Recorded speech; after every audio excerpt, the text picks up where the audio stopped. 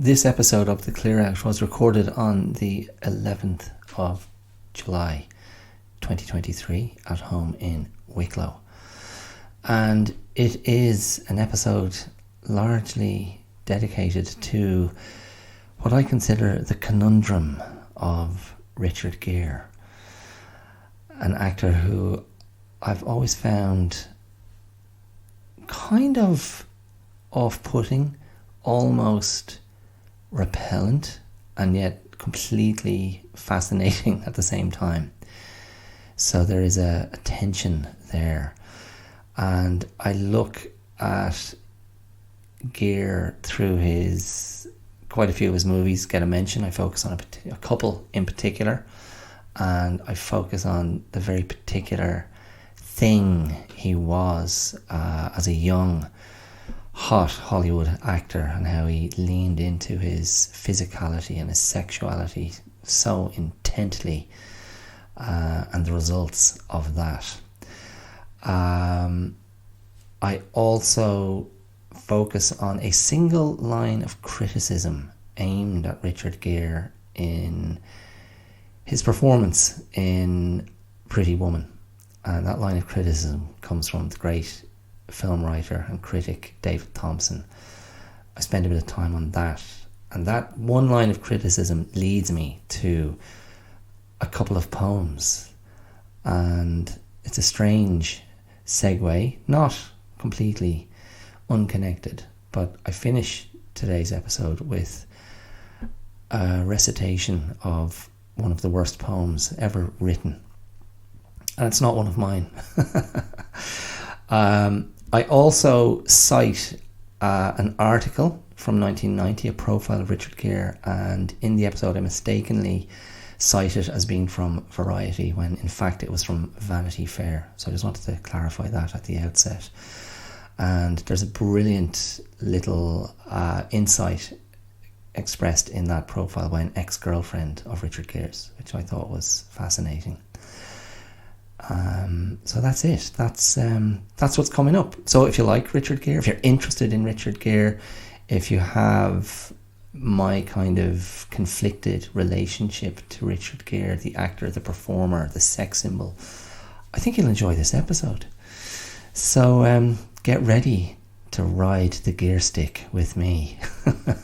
I'll see you around the corner. Cheers. Ooh, not gonna change my mind, leaving the dream behind, keep my emoji inside. Hi, my name is Dara Clear, and you're listening to The Clear Out. You're very welcome. You're very welcome to this sacred space.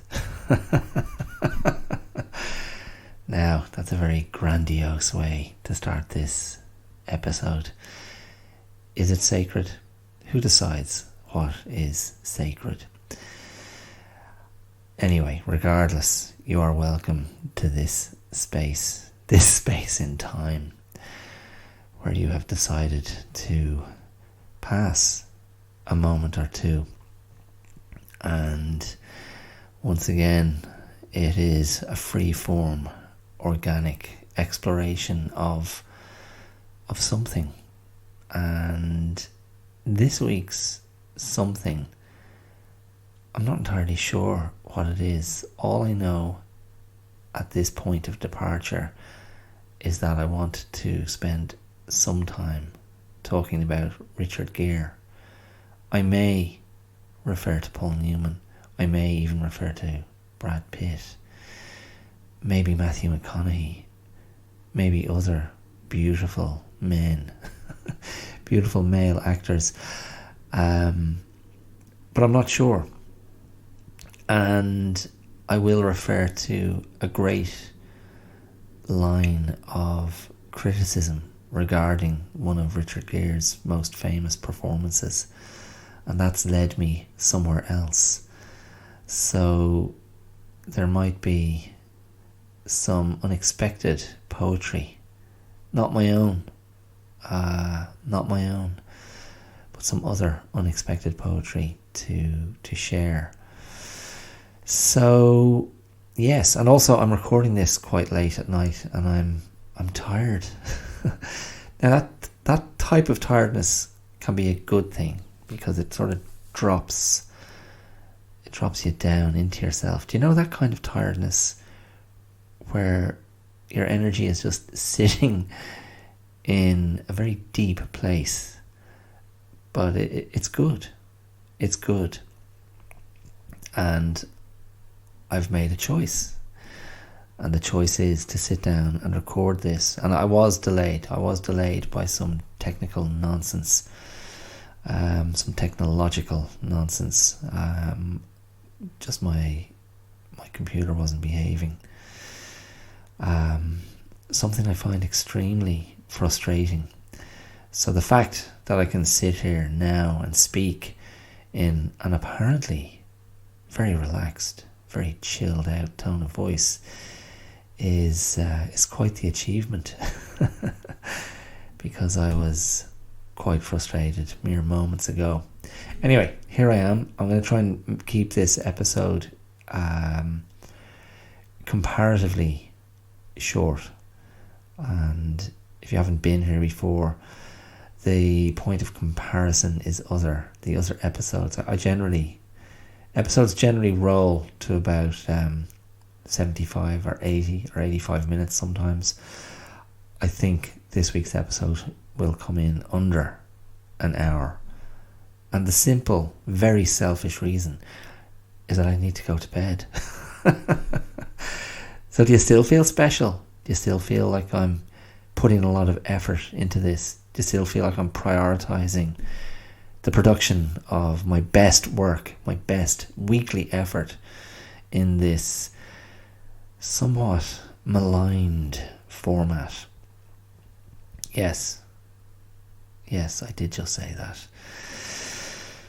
The podcast bro. I've already made my case, my case of defense. I do not believe I am a podcast bro, because there are no bros on this show. I mean, I am a bro. I have 3 brothers, but that's not what they're talking about. They're not talking about that. Anyway, no, this is.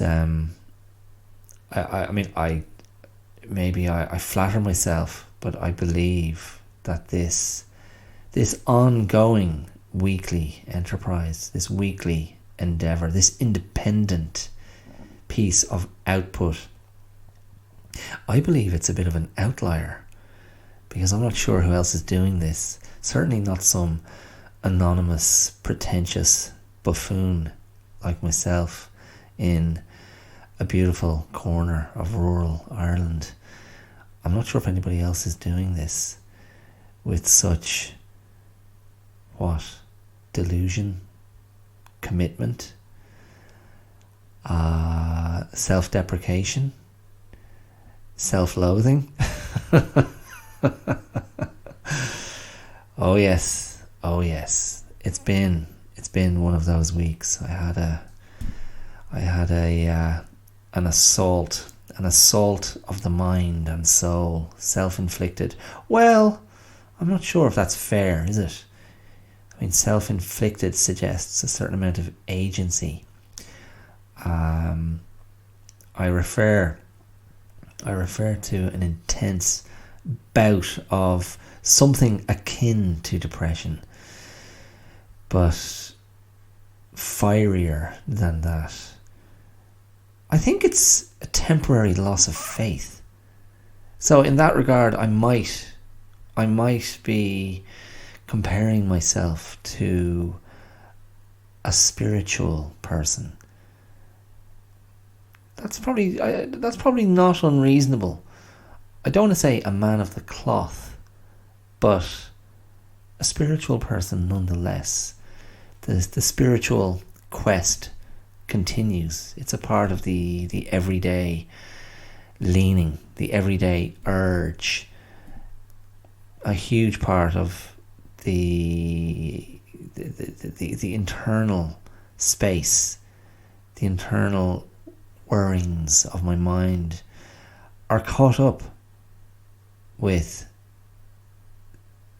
a sort of a spiritual questing.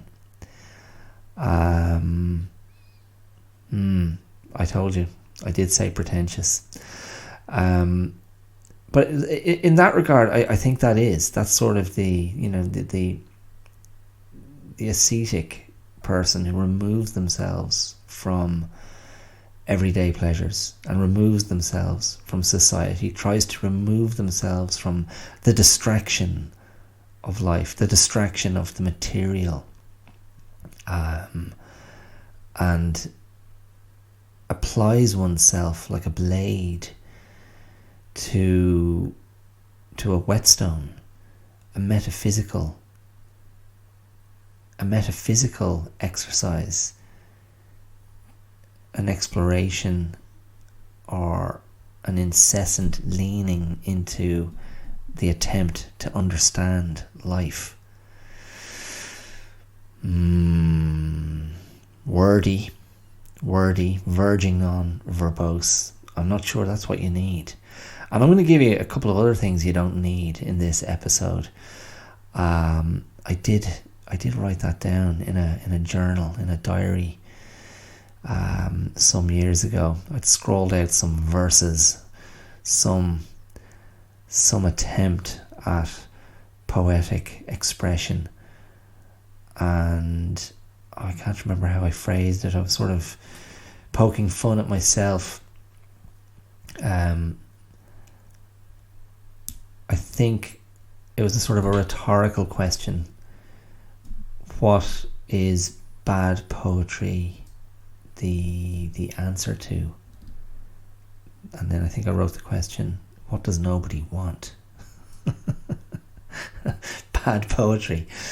And I'm going to I'm playing with the idea of reading you what is by some considered to be the worst poem ever written. I find that so funny. I mean, it's the essence of comedy, isn't it? Isn't that the essence of comedy? The person who is unaware of their colossal failings and their colossal shortcomings, but they proceed pell-mell. They proceed with such glorious enthusiasm and self-assuredness, and they're a disaster. It's just brilliant. I mean, somebody like Will Ferrell, I think, he's a great kind of modern clown. He achieves that effortlessly, and it's an act of comic genius.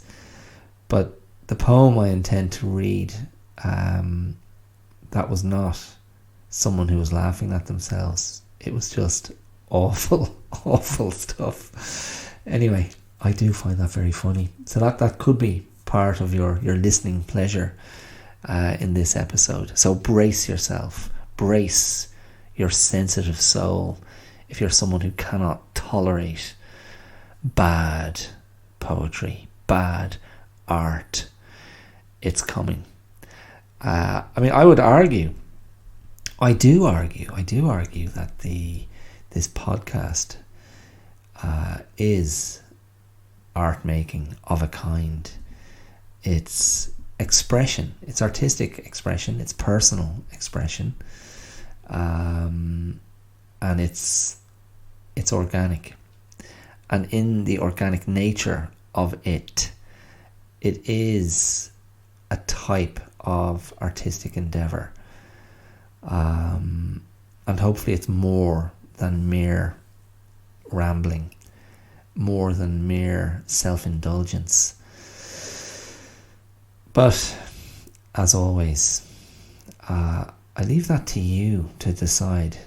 I make no claims other than the only claim I really make for the Clear Out is that there's a truthfulness to it, and there's an honesty and something discernibly authentic, because it's coming from something real. Me, I am a real person. These are real thoughts out of my head happening live in the moment of recording, that is. And the balancing act is to try to make the thoughts and words and intention cohere. And yes, I think mostly they do. Anyway, listen, that's 12 and a half minutes of preamble, and I'm not trying to buy time. I'm not hedging or faffing or filibustering. I'm exploring the thought process from my seat. And yes, as I said, I wanted to start with Richard Gere, the actor, the American actor, who I think is now 73. Richard Gere, what's your relationship to Richard Gere? What's your relationship to his work as an actor? Your relationship to him as an avatar of Buddhism, as an activist, as a sex symbol of yesteryear. Is he still a sex symbol? Do you see the twinkly-eyed grey fox that he now is? And well, he has been. He's been grey for some time. And go, yeah, there he is. There's Richard. I've always had quite mixed feelings about him. I've never been able to decide if I like him or not. But I'm sure I've mentioned one of his early performances on the podcast before, and I remember seeing that. God, quite a few years ago, maybe 20 years ago, and it was from the 70s. The performance from a film called Looking for Mr. Goodbar, which is quite, ultimately quite a harrowing story about a single woman, a Catholic single woman in America looking for love in, I don't want to say all the wrong places, but just out, single, meeting guys in bars, and going home for sex, just seeing what the story is.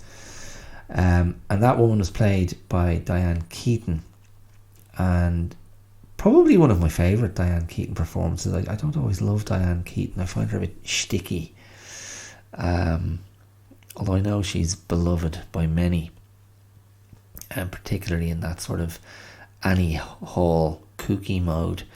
But I don't like that kooky mode in actors. It falls into that area of I'm playing cute, and I just kind of go, I just don't believe you. I don't believe this person. And even in a comedy as esteemed as Annie Hall, I've got to believe you. Yeah, I don't know. Anyway, Richard Gere has a role in that movie, and he just can't be contained.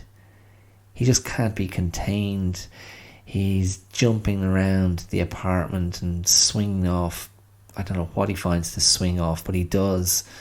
And he's just explosive with his physicality and his kind of uncontainable puppy energy that's also sexual energy, and supremely confident. And I think that's what I always tapped into when I'd come across his movies as a younger film watcher, was just this, I couldn't get away from this sense that he was enormously pleased with himself. There was a kind of a smugness and a self-satisfaction that I always found very off-putting. A sort of an absence of humility. I don't know. But anyway, I mean, and he's had these, obviously he's had these sort of iconic roles. Probably American Gigolo, the Paul Schrader movie. Again, going back to was that still the 70s or was it the early 80s?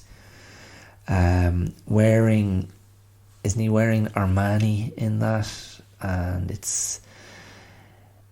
there's something about some of those. It must be 80s. It's got such an 80s feel, that movie. There's that 80s.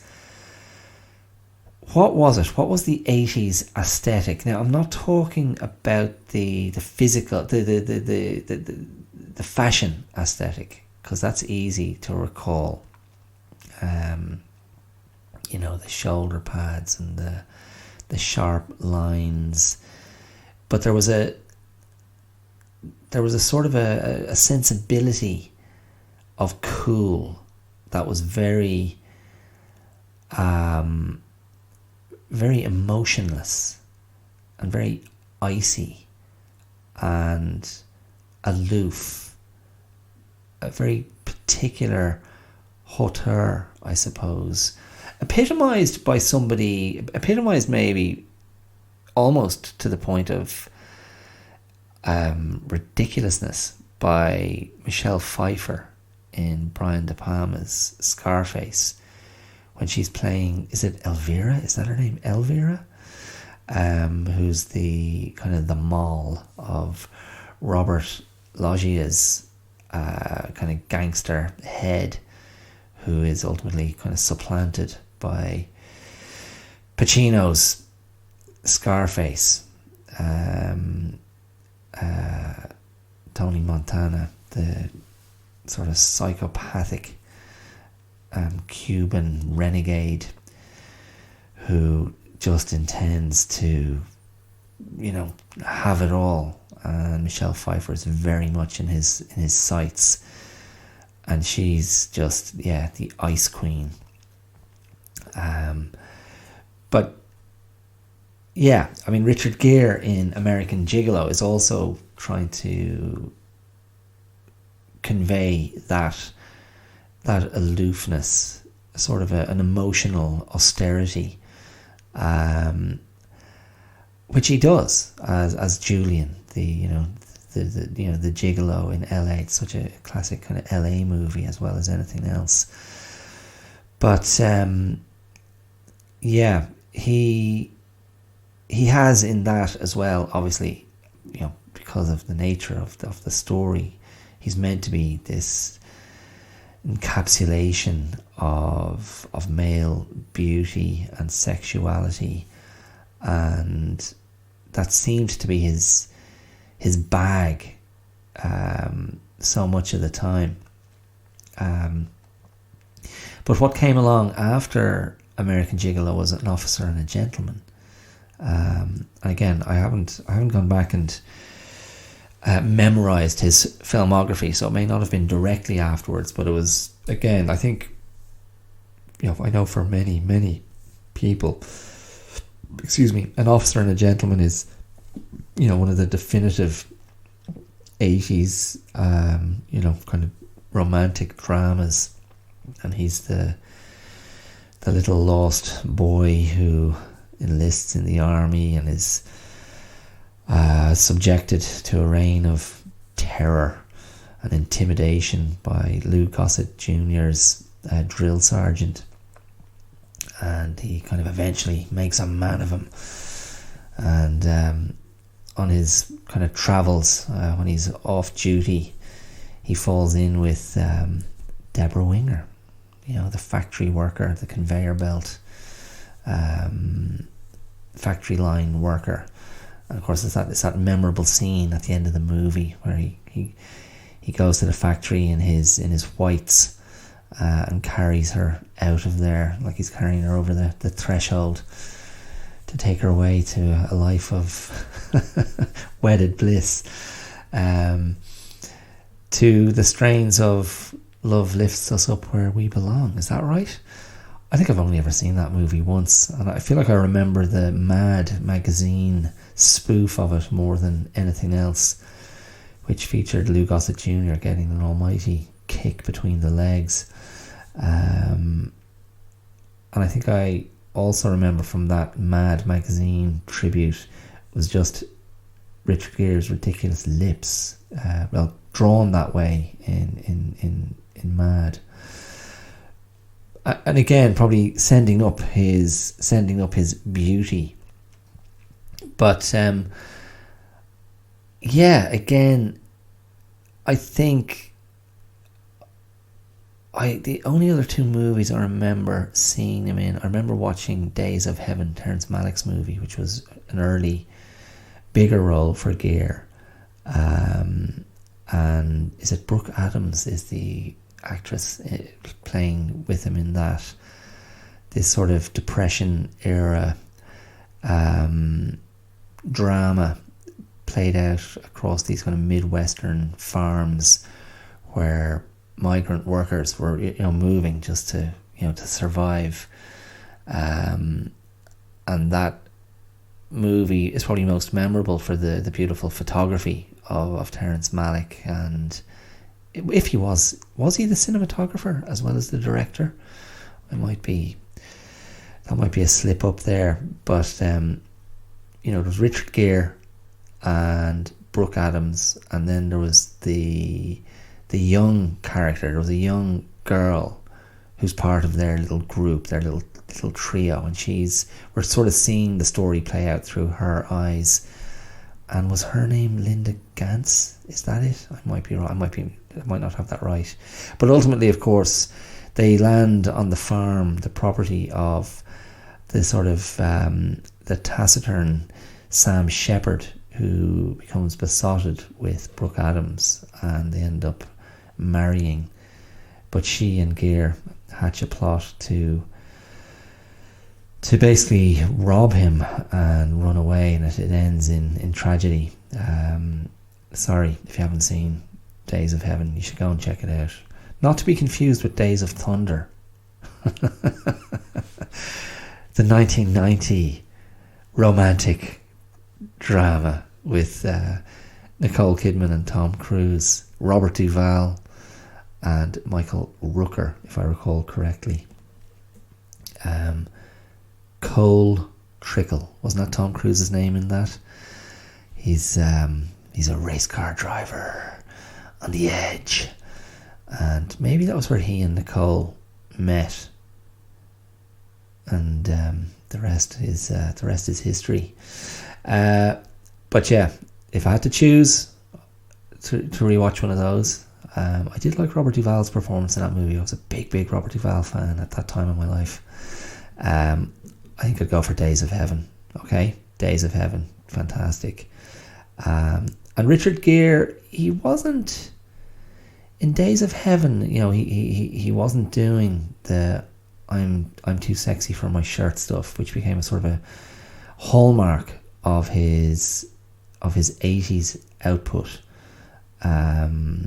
He was very quick to strip off and show you his goods.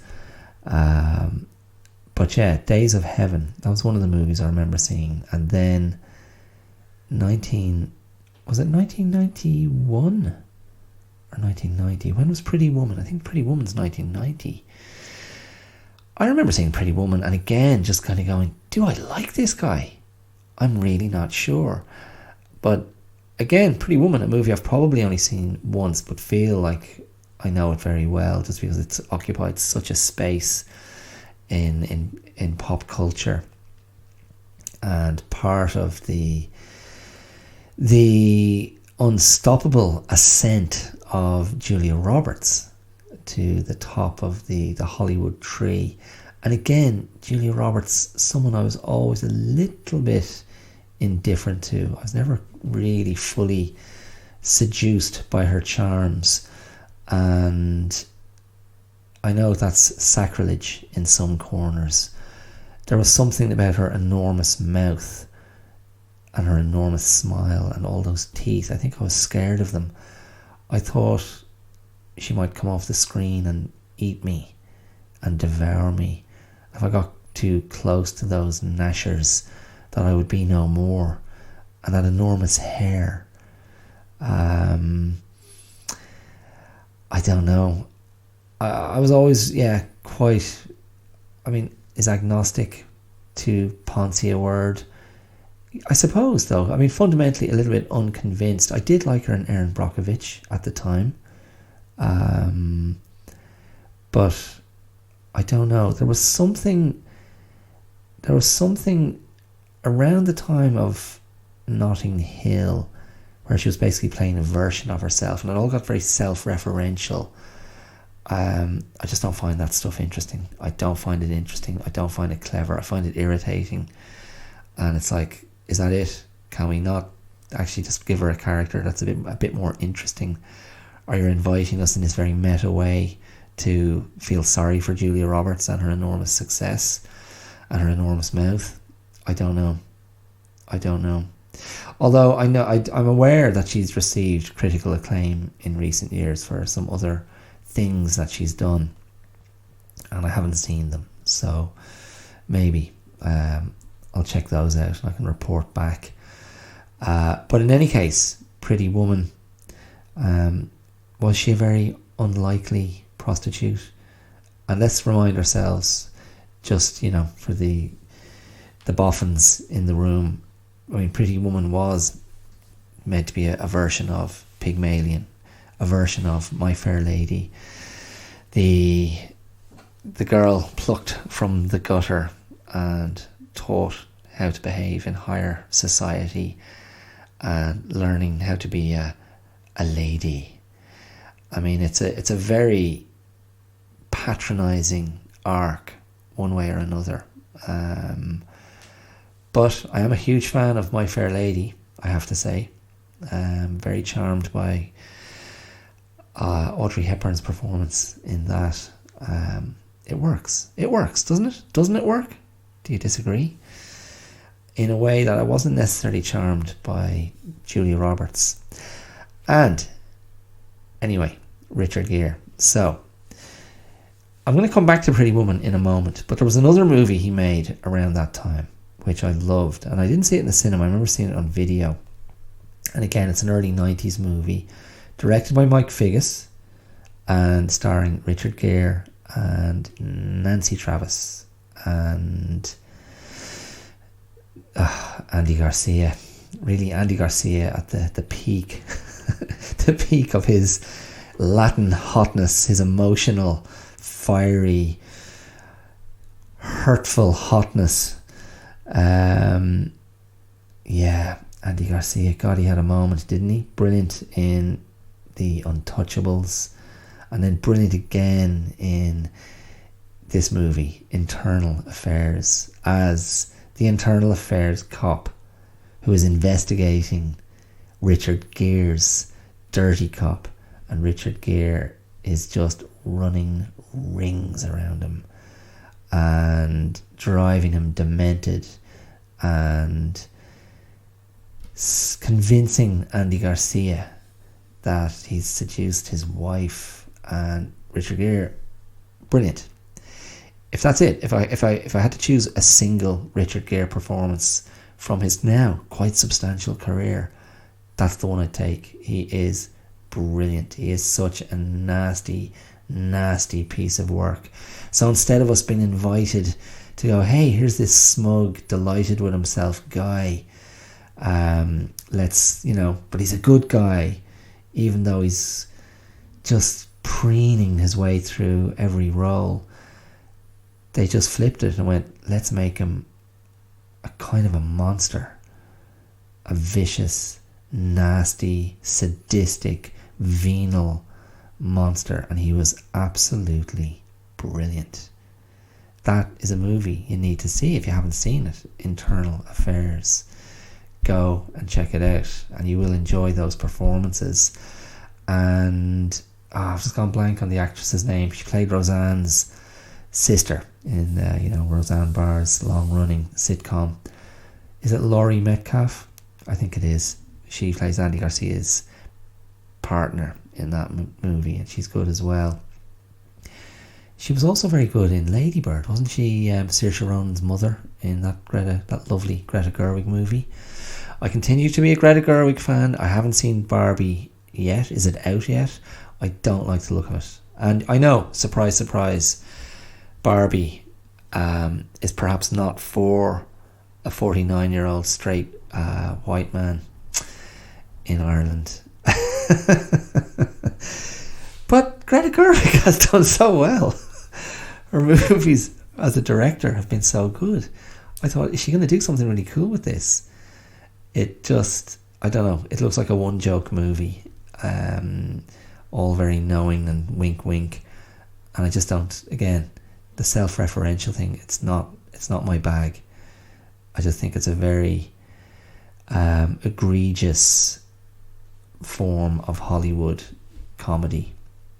Now, I haven't seen it, so I might be extremely wrong about that, but the trailer I saw, or the bits of trailer I've seen, seem to suggest it's going in that direction.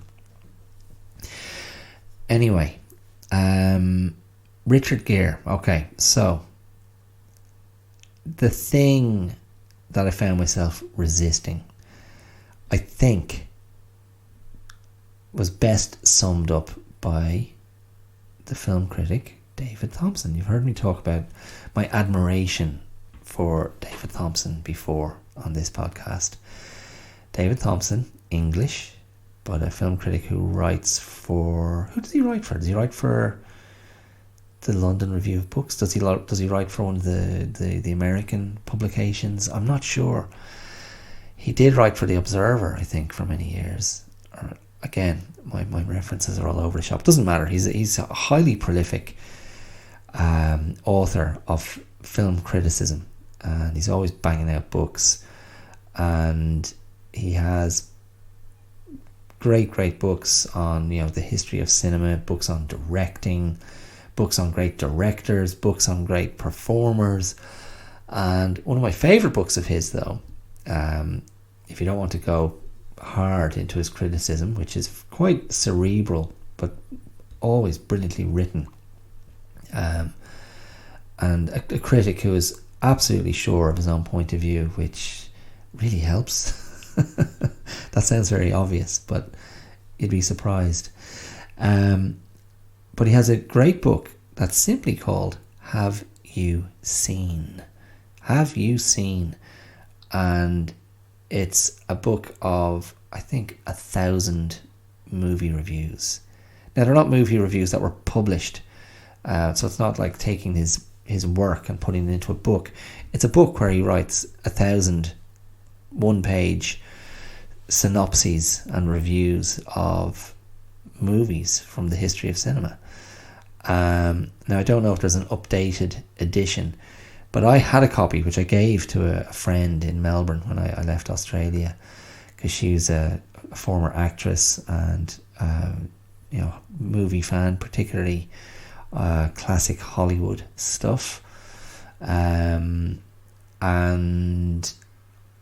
in that book, there's David Thomson's review of, or his treatment of Pretty Woman.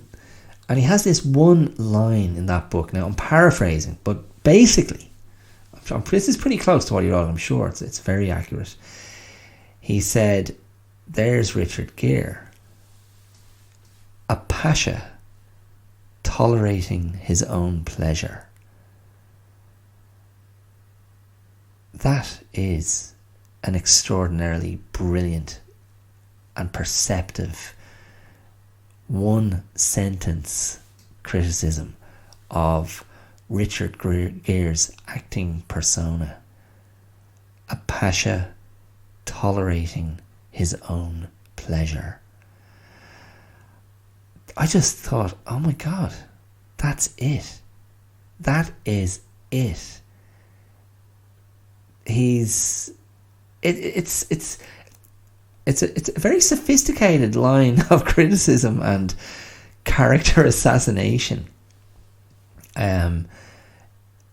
But there's an implied vanity and self-importance in that sentence that is extraordinarily astute. So I take my hat off to David Thomson, because that's what he's capable of. That's what he's capable of, and that's why his film writing is so compelling and so worth reading. That single line, a pasha tolerating his own pleasure, it's genius, and it just makes sense. It just fits. And at that stage, Pretty Woman was a revival. It was a career reignition for Richard Gere, because he had flailed and flailed through some absolute turkeys through the 80s to the two most famous, or the two most infamous perhaps, King David, the story of David from the Bible. And there's an excruciating scene in that movie where Richard Gere as King David dances through the streets of Jerusalem in a sort of a loincloth in broad daylight, and it has to be seen to be believed. And then Francis Ford Coppola's his kind of 30s gangster era flop, his Pudding, The Cotton Club, which again I think I've only ever seen once, and it's a strange misfire. It's all style. It just lacks something. It just lacks. There's something very inert about it. But I always feel I want to go back and watch it again. And Richard Gere, isn't he a trumpet player in that? And Diane Lane's in that. He, of course, in the 90s, he did a couple of erotic thrillers, or erotic romance movies with Diane Lane. What's that one? I've gone blank on it, where he's cuckolded by Olivier Martinez. Diane Lane goes off to have a steamy affair in an artist's warehouse loft apartment in New York, while Richard Gere wonders what his beautiful wife is up to. What's that one called? I know it's high up there, for some fans. But yeah, now it probably sounds like I'm having a go at Richard Gere. I'm not. I'm just trying to come to terms with how I feel about him, because I tell you, I go back to that looking for Mr. Goodbar thing, and it's in American Gigolo, and it's in the kind of extraordinarily not good, but also extraordinarily kind of brilliant Breathless, which was directed by Jim McBride. I'm struggling. I don't think I've ever heard of this guy before. The director, he directed other things, none of which I can remember at the moment. But he directed Breathless in 1983 with Richard Gere and a young French actress, what some might call an ingenue, what others might call a sexpot. A young French actress called Valérie Caprisky. That's Caprisky with a K and ending in Y. And it was a remake. It was an American remake, or an American treatment, or an American version of Jean-Luc Godard's A Bout de Souffle, which was translated into English as Breathless. And that was part of a key movie, a key text from the French New Wave, the Nouvelle Vague, starring Jean-Paul Belmondo and an actress I always thought was French because of her name, Jeanne Seberg. Jeanne Seberg, is that how you pronounce her name? I just assumed she was French, but she wasn't, was she? Was she Canadian or American? The actress from the Twilight movies just played her in a biopic. Kristen Stewart just played her in a biopic, and was meant to be very good. And maybe that's what Kristen Stewart is specialising in, because she obviously did the Princess Diana movie a year or two ago as well, which I haven't seen. I haven't seen the Jean. Well, it's either Jean or Jeanne, and I don't know which it is. Seberg biopic, but she looked very good. She looked like a good match physically. But yes, Jean-Luc Godard's movie, again, one I've only seen once, years ago. I was just trying to be a diligent film student. It was, I don't know if any movie captures the sort of new wave vibe more than that. The sort of, how do I remember it?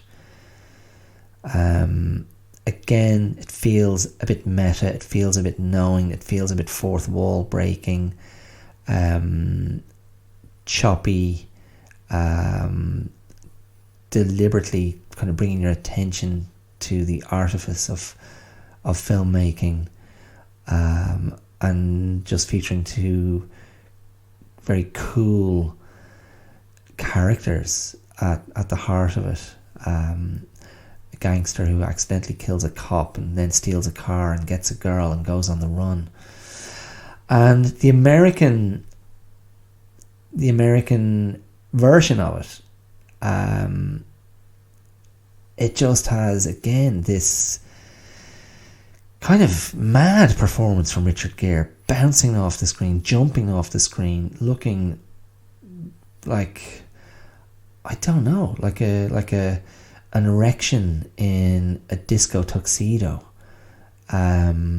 He's just all swagger and twitch and pose and preen and prance, panthering and panting his way through the movie as he follows his, well, for want of a better phrase, for want of a more delicate term, he's kind of following his dick.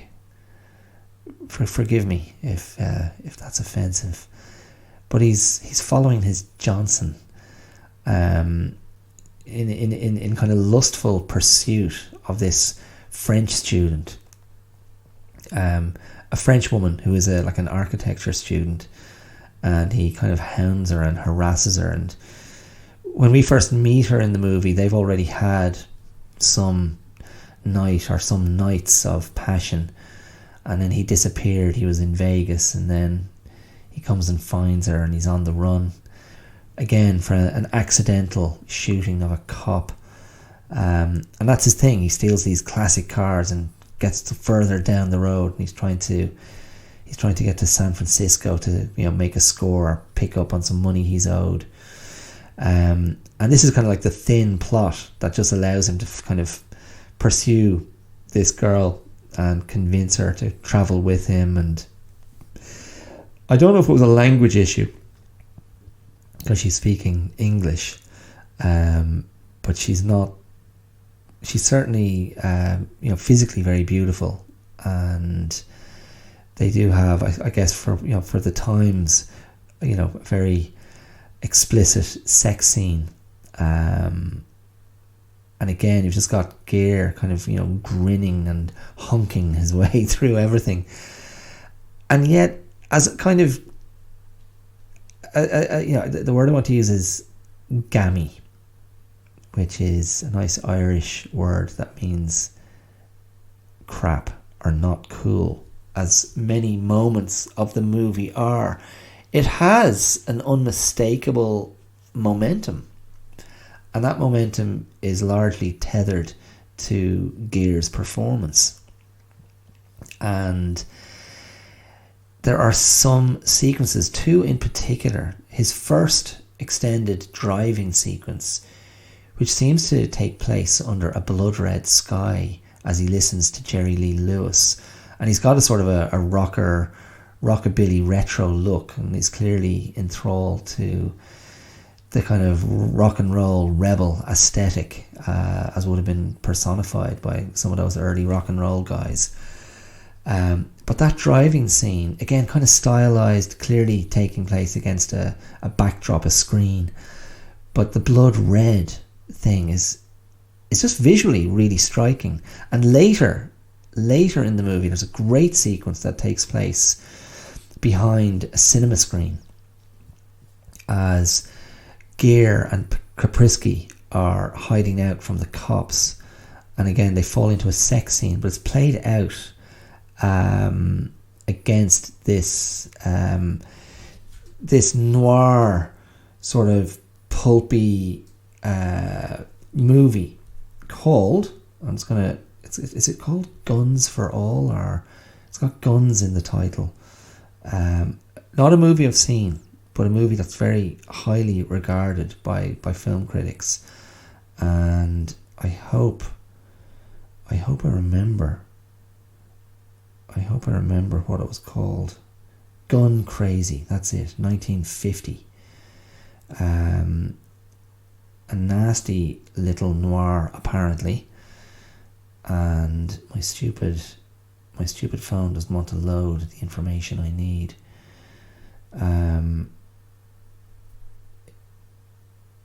Let me see if it comes up again. Anyway, Gun Crazy, and that scene is, a sequence from that movie is playing out in black and white on this cinema screen, and they're behind the screen making love. And again, there's some amazing lighting. The red is there again. So if the red is meant to symbolize danger, or the full stop, or sex, or passion, or hell, or an inferno, I don't know, but it's effective, and visually it looks great. And there's something, I'm just thinking here, I don't know if we could draw a line to Harvey Keitel in Bad Lieutenant and his unashamed nudity, his muscled male body, and a kind of a, well, I mean, why should he be ashamed? Is it peacocking?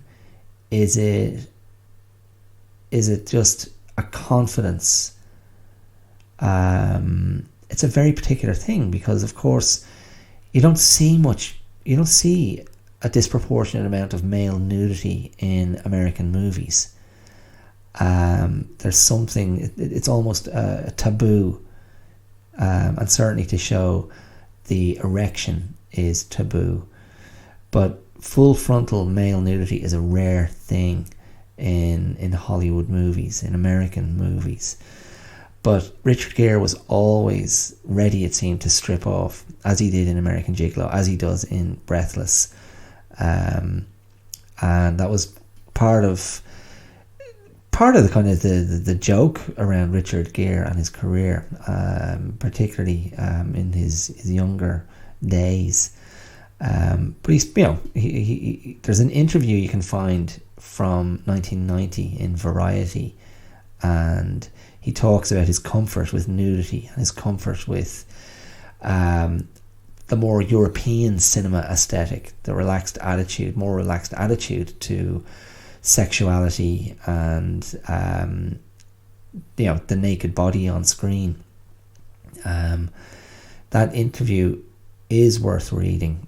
I can't remember the journalist's name, but the name of the interview is Hi Gere, with the name spelt obviously like Richard Gere's surname.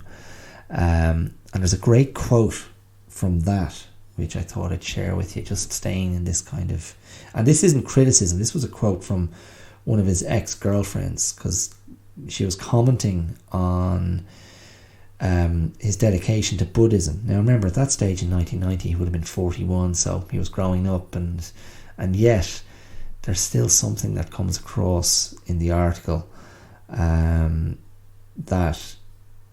I don't know, he still seems kind of precocious in a way. But this quote from his ex-girlfriend was kind of interesting, I thought. Let me see. She says, "But Richard takes himself very seriously. When we'd go on a vacation to a beach somewhere, he couldn't relax. He has to be doing something or thinking about something all the time. I think that's why he has turned to his religion so much, though he's been at it for a very long time. When someone places so much importance on their career like Richard did, not even pleasure is a diversion." And see, that hints at the Pasha thing, tolerating his own pleasure. "Then they have to find some escape, some solace. He finds that somehow in his Buddhist stuff." And this is the bit I like. "But he's no monk. He still likes to go out. He likes to be seen. All actors like to be seen. When we were living in Los Angeles during the filming of Gigolo, he loved going out to restaurants where all the other famous actors and actresses were. Actors and actresses love to stare at each other, proving they exist. That's their real religion. I think that's brilliant. Actors and actresses love to stare at each other, proving they exist. That's their real religion. It's kind of vicious, but it's very insightful. It speaks to the actor's insecurity, the actor's vanity, the actor's ego, the actor's self-doubt, the actor's fear of not being taken seriously, the actor's imposter syndrome, because all actors are imposters, of course, constantly playing other people. So what does that make them feel? Am I real? Because that wasn't me. That wasn't me in that role. But if I'm out and I see another actor and I'm looking at them and they're looking at me, if I see them and they see me, we're both here, right? We're both real, right? Aren't we? Aren't we? So the desire to be real, the desire to be authentic, that's great stuff though. That is great stuff. And so all I was going to say there, like for some reason Harvey Keitel came into my mind. He has a naked scene dancing in a room in Bad Lieutenant, and there is something a little bit transgressive and a little bit rebellious and revolutionary about the male actor who is willing to be sort of unselfconsciously naked on screen. And I guess it's kind of refreshing in a way. And Richard Gere did it so much that it became the butt of a joke, and his butt became the butt of a joke, because it was always out, as well as his the front view. Look, listen to me, I'm speaking like a schoolgirl. Trying to come up with euphemisms for his penis. That's right, the penis of Gere, much commented upon apparently over the years. But there's also something in all of this about male, objectifying male beauty and objectifying male sex symbols. And that's why I was going to briefly mention Paul Newman. I just read a couple of long profiles of Paul Newman, which were out in the last few years, in connection to a memoir of Paul Newman's, which must have been, published. Well, obviously published posthumously, but written by someone else. I'm trying to think of the author's name. I think the book has a title like The Extraordinary Life of an Ordinary Man, something like that. But there was also, I haven't seen it yet, but I'd like to, the HBO 6-part series, documentary series, directed by Ethan Hawke at the request of Paul Newman's family, which is called like The Last Film Stars or The Last Movie Stars. And basically it's a 6-part series about Paul Newman and his wife, Joanne Woodward, and looking at their life as actors and as a couple who were madly in love with each other, but there were many flaws there. Newman was a high functioning alcoholic who drank huge amounts of alcohol apparently through his kind of working days, all his days it seems, and it's why one of his most acclaimed performances in Sidney Lumet's The Verdict was so compelling, because he was drawing on his own experience as a hardened drinker. But Paul Newman had a very uneasy relationship with his looks, and felt like a phony, and felt like he couldn't deliver the emotional goods of the great actors of his generation, and felt that he was nothing more than a beautiful face and a beautiful pair of blue eyes and a beautiful body, and it seems he kind of hated it, or he was just dogged with self-doubt. And yeah, it's an interesting thing, isn't it?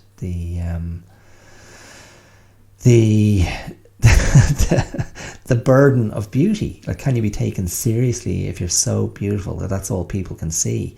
And how many actresses have had to deal with this? How many beautiful women have had to deal with this? And of course, you know, how many women have been objectified to to extreme, extreme sort of pigeonholing extents, where that pigeonholing extents, so that's all they're allowed to be, a beautiful body, the object of male fantasy, and that's another point I was going to make about Richard Gere. You know, if you're a female listener, you might be listening to me. You might have been listening to me crap on about Richard Gere and my struggle to kind of get him, and they're going, listen, you know, you're not meant to get him, because he's just a sex object. He's just a beautiful hunk of man meat, and that's it. And maybe if you're a woman, I don't know how high he scores on the gay charts, but as an object of desire, like, I mean, maybe that's it. That's enough, and that must be true for a lot of actresses as well. Certain actresses that capture the male libido, the male sex drive, the male sexual fantasy, and women might go, "What's the big deal?" And men, I don't know. I'm just exploring that thought as I sit here, but that seems very plausible to me. I don't know, but I'm not going to open the door to kind of like different types. But of course, certain women have always been thrown out there to go, this is sex, and of course Marilyn Monroe comes to mind straight away. I'm not sure. She is inimitable, and actresses have tried and failed. Sharon Stone probably had that for a moment, but both Marilyn Monroe and Sharon Stone were really good actresses. Scarlett Johansson, perhaps, again, another great actress, but she had a moment. Cameron Diaz. Now, is Cameron Diaz a great actress? Maybe she's a very good comedian. I'm not sure. Is that an insult? Am I damning her with faint praise? I just can't think of big dramatic roles that Cameron Diaz has done, and she seems to also have given up acting. I see I've gone over the hour mark, and you're thinking this was meant to end before now, but I feel I can't leave. I can't finish up today's episode without giving you these poems. So I'm going to do that. Now, you may have, along the road we have travelled on this episode, you may have asked yourself, what is a pasha? Pasha. A pasha was a high-ranking officer in the Ottoman Empire. Turkish, perhaps, I'm not sure, Muslim. And a pasha, I think, could have multiple wives, as is possible in Islam, but maybe also a harem. I'm not sure about that part, but that, I think, was implied in some quarters. So that's what a pasha was, a person of power, a person of influence, and person of status. and it originates in Turkey, as I say. So I was curious to see if I could find any literature or poems about pashas or featuring references to pashas. I found one. It wasn't very interesting. It was a bad poem, and it was quite self-serious and a bit pompous, and a tribute to I think a military leader from Turkish history, and it was just really dull. But I came across this other poem that's not about a pasha, but makes reference to someone being like a pasha, and I thought the poem was quite entertaining. The poem is called "It Is Later Than You Think," and it's by a poet I had never heard of until a couple of hours ago. The poet's name is Robert William Service, and he was a British-Canadian poet who had, amongst other things, the sobriquet "the Bard of the Yukon," because many of his poems were set in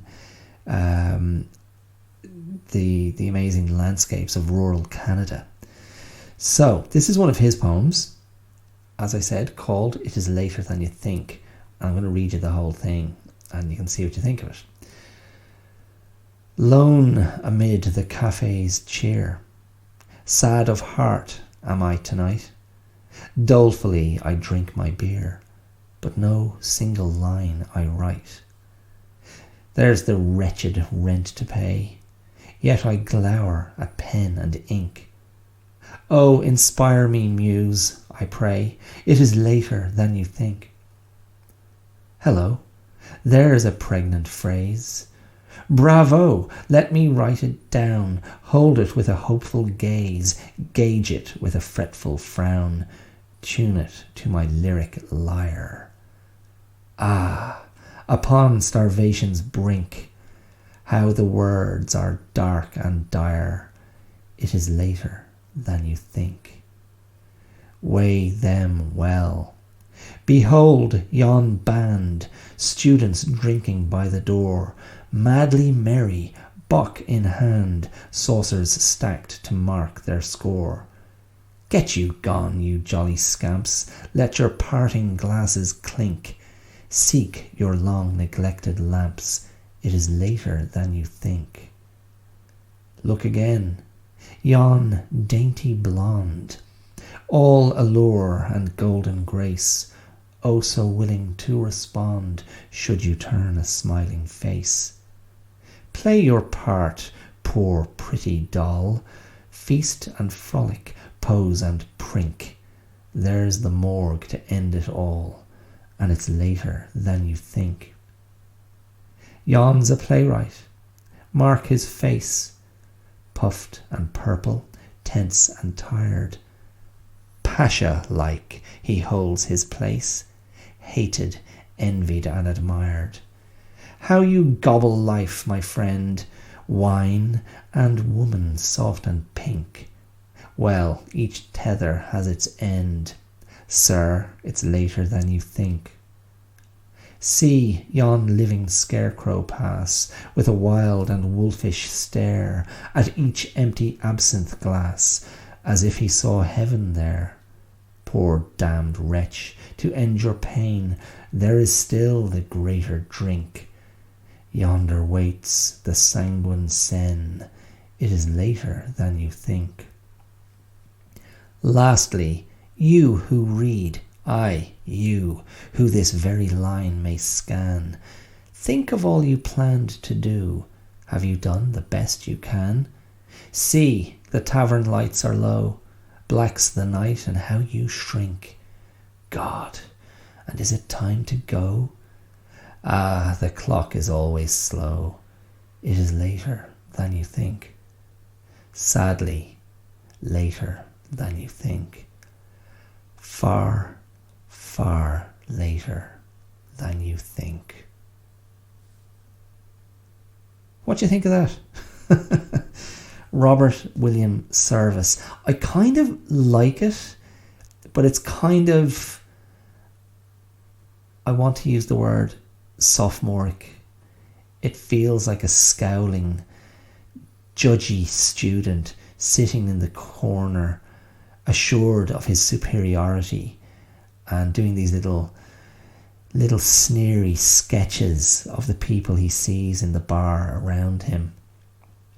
And with this rather overstated theme of time is passing, the end is coming, and there's kind of a self-pity and a fatalism in there, but there's something kind of gauche about the whole exercise that I find amusing.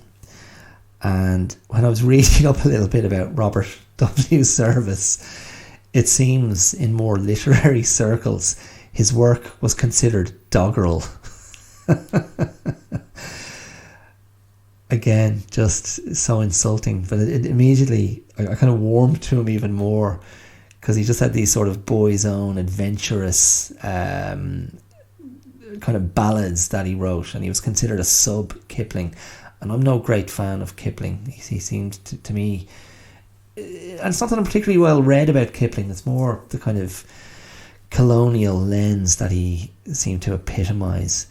And this guy was considered, as I said, a poor man's Kipling, an imitator. But yes, make of him what you will. I think one of his most famous poem, what was it called? And again, I'm not familiar with this guy at all, but what the hell was it called? He has one called The Shooting of Dan McGrew. I feel like I'm familiar with that, but no. There's another poem of his. I can't see it here. Anyway, sure, look him up. You'll find him. I'll see. Notable works. Rhymes of a Red Cross Man. That was one that people seem to like. Oh, The Cremation of Sam McGee, apparently, was one of his most famous poems as well. And he was inspired by tales of the Klondike Gold Rush. So tales of prospectors and cowboys and frontiersmen, I suppose. But do you know who I think of? I think of that great character played by Saul Rubinek in Clint Eastwood's Unforgiven, where he's writing about the Richard Harris character and refers to him in his little sketch, his journalistic sketch, as the Duke of Death. And then Gene Hackman, who's the real big bad of the piece, he reads it but mispronounces it as the Duck of Death, which he thinks was very amusing. But maybe Saul Rubinek was this kind of character, in awe of these wildsmen of the Wild West, and a little bit too sycophantic and smitten. Anyway, realising that Robert W. Service was not highly regarded, it just brought to mind, I had a memory of reading this other poem, an infamous poem, infamous because it's so extraordinarily bad, and written by a poet regarded as possibly the worst poet in the history of poetry. I don't know if I'm going to make it through all of this, but this is a poem written about a railway disaster. And let me see, is there a publishing date on this? Oh well, yeah, written. The disaster happened. You'll know when it happened because the poet repeats it so many times in the poem. This is called the Tay Bridge Disaster, and it's by William McGonigal. And I'm going to leave you with this beauty this week to wrap up the episode. Oh my God, dare I attempt a Scottish accent? I don't know. I might not be able to sustain it. But let me see. Beautiful railway bridge of the silvery Tay, Alas, I am very sorry to say that 90 lives have been taken away on the last Sabbath day of 1879, which will be remembered for a very long time. 'Twas about 7 o'clock at night, and the wind it blew with all its might, and the rain came pouring down, and the dark clouds seemed to frown, and the demon of the air seemed to say, I'll blow down the bridge of Tay. When the train left Edinburgh, the passengers' hearts were light and felt no sorrow. But Boreas blew a terrific gale, which made their hearts for to quail, and many of the passengers with fear did say, I hope God will send us safe across the bridge of Tay. But when the train came near to Wormit Bay, Boreas he did loud and angry bray, and shook the central girders of the bridge of Tay, on the last Sabbath day of 1879, which will be remembered for a very long time. So the train sped on with all its might, and bonny Dundee soon hove in sight, and the passengers' hearts felt light, thinking they would enjoy themselves on the new year, with their friends at home they loved most dear, and wish them all a happy new year. So the train moved slowly along the bridge of Tay, until it was about midway. Then the central girders with a crash gave way, and down went that train and passengers into the Tay. The storm fiend did loudly bray, because 90 lives had been taken away on the last Sabbath day of 1879, which will be remembered for a very long time. As soon as the catastrophe came to be known, the alarm from mouth to mouth was blown, and the cry rang out, I'm losing it, and the cry rang out all o'er the town, good heavens, the Tay Bridge is blown down, and the passenger train from Edinburgh, which filled all the people's hearts with sorrow, and made them for to turn pale, because none of the passengers were saved to tell the tale how the disaster happened on the last Sabbath day of 1879, which will be remembered for a very long time.